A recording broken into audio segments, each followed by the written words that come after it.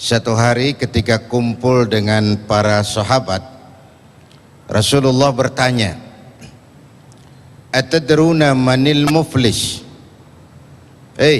Tuan-tuan, tahu nggak kamu siapa orang yang bangkrut, orang yang tidak beruntung, orang yang sial? Siapa itu? Macam-macam jawaban sahabat. Oh, orang bangkrut itu kalau dipecat dari jabatan. Orang bangkrut itu kalau dagang tidak laku. Ada yang jawab, al-muflisu fina man la dirham lahu wala mata'. Menurut pendapat kami, orang bangkrut orang yang nggak punya duit. Apalagi mau lebaran kayak begini. Siapa yang punya duit raja, yang nggak punya duit silakan selamat ngelamun. Orang yang punya duit sama yang nggak punya duit, Pak, jangan gaya hidupnya, gaya jalannya aja beda tuh. Bener. Ya kelihatan aja. Jangan gaya hidupnya, gaya jalannya aja lain. Tapi apa jawab Nabi? Bukan. Orang sial, orang bangkrut bukan yang nggak punya duit, bukan yang kerja dipecat, bukan. Innal muflisa min ummati, orang yang bangkrut dari golongan umatku. Nabi tidak cerita Yahudi, Nasrani, tidak. Orang yang bangkrut dari golongan umatku. Mayyati yaumal qiyamah bisolatin wa siyamin wa zakatin. Orang yang besok di hari akhirat dia datang menghadap Allah dengan membawa pahala puasa, pahala solat, pahala zakat, karena dia ahli ibadah di satu sisi. Tapi di sisi lain dia datang bawa dosa karena pernah mencaci maki orang, pernah memfitnah orang, pernah mengalirkan darah orang tanpa alasan yang benar, pernah mengambil harta orang tanpa alasan yang benar. Ini orang bangkrut. Satu sisi bawa pahala ibadah, sisi lain bawa dosa kepada sesama manusia. Apa yang terjadi? Enak dia laporan, Tuhan lapor, ini pahala sholat saya, dia bilang. Dari kiri datang orang, sebentar Tuhan, dia memang tukang sholat, tapi waktu di dunia saya pernah dicaci maki, tanpa salah, lidahnya kasar, tajam lidahnya itu, saya dicaci maki, saya nggak bisa menuntut balas di dunia, saya menuntut keadilan di sini. Benar orang nih kau caci maki? Benar Tuhan, benar. Saksi ada?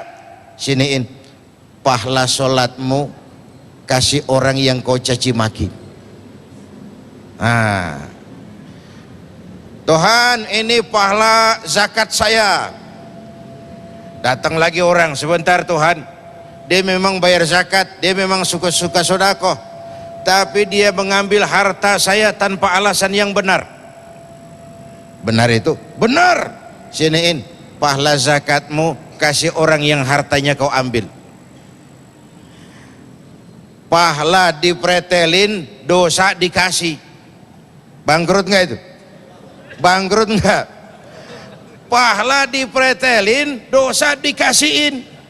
Kenapa? Ini orang cuma baik hubungannya dengan Allah, tapi enggak baik hubungannya dengan sesama. Lidahnya kasar, tangannya celamitan, tahu celamitan? Tangannya celamitan, suka ngambil hak orang, suka fitnah, suka caci maki, membunuh tanpa alasan yang benar. Baik hubungannya dengan Allah, tapi tidak baik hubungannya dengan sesama manusia. Yang lebih celaka, fa in faniyat hasanatuhu qabla ayyuqda ma alaihi. Kalau pahala kebaikannya udah bures habis, tapi yang nagih masih banyak, orang yang dia sakiti masih banyak, orang yang dia fitnah masih banyak, orang dia makan hartanya secara zolim masih banyak, pahalanya udah bures, yang nagih masih banyak. Apa yang terjadi? Ukhiza min khotoyahum, kata Nabi, diambil dosa orang yang dia fitnah, dia caci maki, dia sakiti, faturihat alaihi, diberikan kepadanya. Na'udzu, gimana nggak bangkrut? Pahala dipretelin, dosa dikasih. masih belum nutup, dosa orang yang kita sakiti diambil, dikasihin ke kita. Apa enggak bangkrut ini? Ibarat orang dagang, modal bures, tagihan utang datang terus, enggak kebayar, beban utang diberikan ke kita.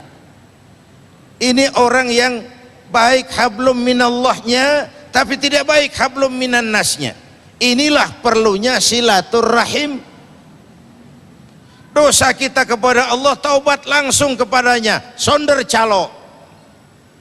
Tapi dosa kepada sesama, sekali lagi, Allah belum akan memberikan maaf kalau kita belum minta maaf kepada yang bersangkutan. Inilah lahirnya tradisi mudik ini, supaya orang bisa bersilaturahim, saling memaafkan. Terutama tentu yang paling aula, paling utama dilakukan silaturahmi itu ibu bapak. Ini keramat hidup. Ini keramat hidup ibu dan bapak itu. Tidak ada bahagia yang tidak bisa ditegakkan tanpa restu orang tua. Aneh kalau kita senang ziarah Sultan Hasanuddin, bagus. Ziarah Kalijogo, bagus. Ziarah Sunan Ampel, bagus. Tapi kalau keramat hidup yang di rumah ibu bapak disia-siakan, itu konyol. Itu terbalik. Yang utama tuh ibu bapak. Setelah itu kerabat, suami kepada istri, dan seterusnya dan seterusnya. Begini, ada sahabat mendengar Rasul mengucapkan amin 3 kali. Sahabat tanya, ya Rasul ada apa? Malaikat Jibril berdoa. Kemudian saya mengaminkan. Lalu doanya 3 macam permohonan.